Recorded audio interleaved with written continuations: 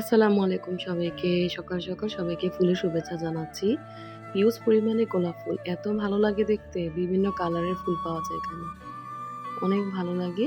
তো আমরা বাচ্চাদের স্কুলে নিয়ে গিয়েছি। সেখান থেকে আমরা পার্কে চলে গেলাম হাঁটতে। এখানে অনেক মানুষ হাঁটতে আসে সকাল, সকাল। আর এখানে সকাল, সকাল মিষ্টি রোদ থাকে, হাঁটতেও ভালো লাগে। তো হাঁটাহাঁটি শেষ করে বাইরে গেলাম, তখন দেখলাম অনেক বড় সমাবেশ হবে। অনেক বড় মিছিল বের হয়েছে, ঘোড়াগাড়ি দিয়ে শুধু র‍্যালি যাচ্ছে। তো দাঁড়িয়ে দেখলাম অনেকক্ষণ। তারপর সুযোগ করে তারপর আমরা রোড পার হলাম।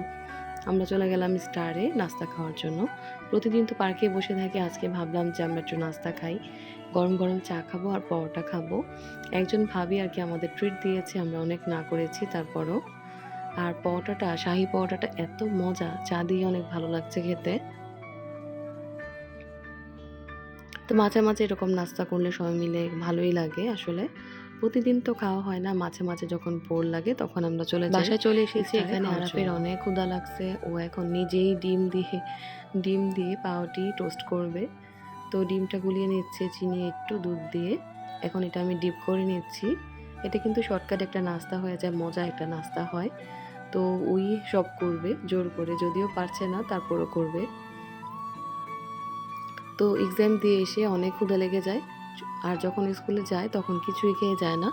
এইজন্য এরকম করে। বাসায় এসে তাড়াহুড়ো করে ওর জন্য নাস্তা রেডি করতে হয়। যদিও কিনেই আনা হয়, মাঝে, মাঝে পাউরুটি টোস্ট করে দেই। তো অল্প একটু তেল আর অল্প একটু ঘিয়ের মধ্যে এটা আমি একটু ভেজে দিব। এটা কিন্তু একটা হেলদি নাস্তা, ডিমও খাওয়া হচ্ছে, ব্রেডটাও খাওয়া হবে সাথে। আর শর্টকাট একটা মজার নাস্তা হয়। একটু দুধ দিলে খেতে আরো বেশি ভালো লাগে, একটু পুডিংয়ের মতো ফিল আসে, পুডিংয়ের ফ্লেভারটা আসে। তো ওকে ভেজে দিয়ে তারপর ওর পাপার জন্য দিলাম, আফরা আমার মেয়ের জন্য দিলাম। আর আমি তো নাস্তা করে এসেছি। তো খুবই সুন্দর হয়েছে নাস্তাটা। তারপর নাস্তার ঝামেলা শেষ করে গেলাম ছাদে। ছাদে একটু গাছপালা, আগাছা পরিষ্কার করে দিলাম। আমি আর আমার হাসব্যান্ড মিলে একটু ছাদটা ক্লিন করলাম। তো মাঝে, মাঝে এগুলো পরিষ্কারও করতে হয়। ছাদে ওইরকম বেশি একটা গাছ নেই, আম গাছ, তারপর হচ্ছে আমড়া, লেবু, পেঁপে এইসব গাছই আছে।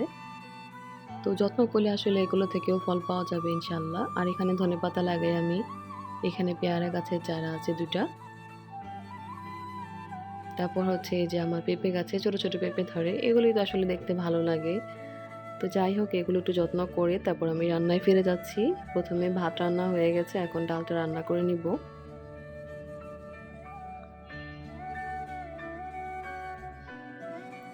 তো ডালটা সুন্দর করে বাগার দিয়ে নিলাম। ডালটা মজা করে রান্না করলে কিন্তু ভাত দিয়ে ডাল দিয়েই খাওয়া যায়, যদি রান্না ভালো হয়। আর এখানে শীতকালীন সবজি দিয়ে আমি একটা ভাজি তৈরি করছি, আলু, সিম, ফুলকপি, টমেটো দিয়ে। ভাজিটা অনেক মজা লাগে। ধনেপাতা দিয়েছি, একটু হলুদ মরিচ দিয়েছি। আর রাতের জন্য দেশি মুরগি রান্না করলাম।